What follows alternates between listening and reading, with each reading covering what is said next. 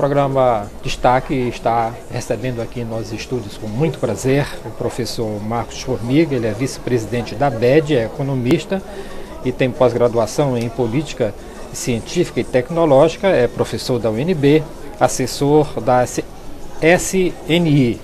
Professor, quando se fala em educação à distância hoje, pressupõe-se que a educação à distância é uma educação onde professor e aluno estão em espaço e tempo diferente. Isso que eu digo, espaço e tempo diferente, levando em consideração que o professor tem o seu tempo e o aluno tem o seu tempo também para estudar. Essa falta de estar junto com o professor no mesmo espaço, tempo e lugar, e não prejudica um pouco a aprendizagem do aluno em educação à distância? Lamentavelmente, a primeira resposta é não. Isso porque em educação à distância, a presença do professor tende a ser cada vez mais minimizada. Não é que o professor perde a sua importância, é que a autonomia do estudante, do aprendiz, aumenta. E na medida que o estudante, o aprendiz, aumenta a sua capacidade de gerir o seu próprio conhecimento, o trabalho do professor vai se tornando menos importante para a assistência e o suporte àquele aluno. Professor, eu me lembro quando a gente fala nesse tipo de aluno, certo? Que é um aluno que conduz o seu aprendizado, e isso me leva a lembrar do Howard Gardner, onde fala das inteligências múltiplas, e quando ele disse que essas inteligências múltiplas precisam ser controladas para que poder desenvolver determinadas competências desse próprio aluno. Isso, se nós deixarmos na mão desses alunos, nós não teremos uma nova geração e de pessoas totalmente cada um seguindo o seu rumo. Quando é que vai haver convergência do conhecimento desses novos alunos nessa nova era do conhecimento? Olha, a convergência já está aí, ela já chegou. Agora a gente tem que distinguir o tipo do aluno, do aprendiz. De que forma? A criança, desde pequena até o final do segundo grau, desde da primeira infância até a adolescência, este aprendiz necessita da presença do professor. Seja no processo de socialização, seja no processo de aprendizagem propriamente dito. Na medida que ele aumenta sua faixa etária, aí é onde entra a educação à distância.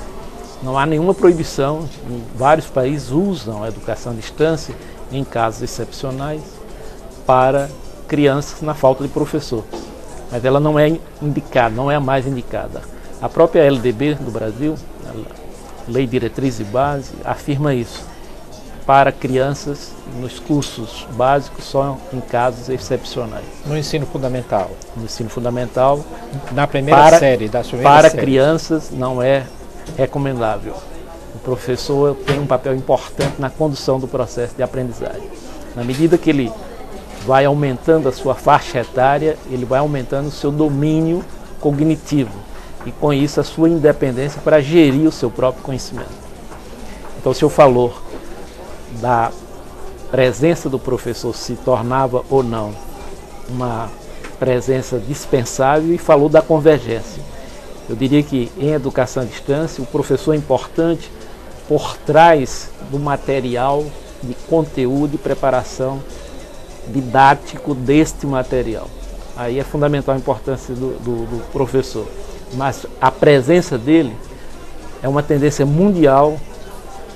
Aqui e alhures, aqui está chegando com certo atraso, é cada vez menor a importância da presencialidade.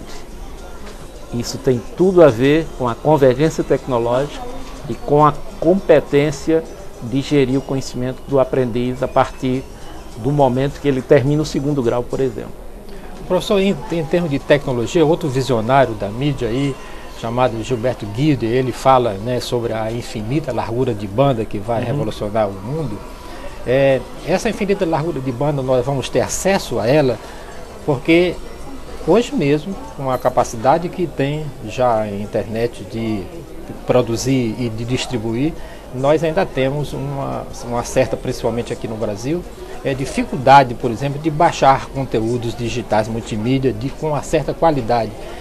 Você acredita que nós vamos caminhar para essa infinita largura de banda do que fala a Guilherme? Inexoravelmente vamos. Agora, o Brasil realmente retardou muito. Eu acompanho o desenvolvimento da internet desde a sua instalação. Eu tenho a sorte de ter um amigo pessoal, o professor Tadao Takahashi, que foi a pessoa que coordenou a instalação da internet no Brasil. Isso na passagem dos final dos anos 80 e início dos anos 90, quando a internet era exclusivamente acadêmica. Né? Só em 96 ela passou ao uso universal, comercial e universal. E nós temos um backbone nos principais polos do Brasil que a banda larga chega bem. Mas esse é um país continental. Eu estive agora na SPPC, lá em Manaus, e uma das grandes queixas de todos os habitantes que têm interesse em estar conectados com o mundo é a fragilidade da forma de como a internet chega àquela região. Basicamente você precisa usar satélites. E com o advento da televisão digital interativa que foi prometida, você acha que há a possibilidade dessa televisão digital interativa ser utilizada na educação à distância? Ela deveria ter sido, desde a primeira preocupação no seu planejamento, ter incluído. A ABED alertou recentemente a Comissão de Educação do Senado Federal de que naquele dispositivo, o Ginga, não há espaço, como ele está planejado hoje, para o uso de educação. Mas ainda há tempo de se colocar um espaço dedicado à educação. Mas qual seria a dificuldade? Seria o retorno, o canal de retorno? Não tem dificuldade tecnológica, é que eles dividiram os espaços e pensaram em várias alternativas. Como a TV digital no Brasil ela tem um aspecto mais comercial do que educativo, não foi dada a importância necessária. Não é proibido, não está indisponível, mas não foi... Mas está no decreto que um desses canais seria o educativo. Exatamente, que todos os canais teriam de ter, todas as concessões deveriam ter uma faixa para TV educativa. Mas, no momento, nós fomos alertados por vários associados nossos da própria ABED e levamos essa questão ao presidente da Comissão de Educação, senador Flávio Arnes. E ele nos solicitou, a ABED, para que seja organizada uma consulta pública ainda no decorrer desse semestre, antes de terminar o ano, onde levaríamos pessoal do Ministério das Comunicações, pessoal da Anatel, pessoal responsável pelo planejamento do Ginga, todos os envolvidos mais diretamente, para que esse assunto seja ainda discutido e incluído como prioridade na futura TV digital. Concluindo, eu diria que a TV digital vai ser, sem dúvida nenhuma, um instrumento para a celeridade do uso da Internet 2 no nosso país.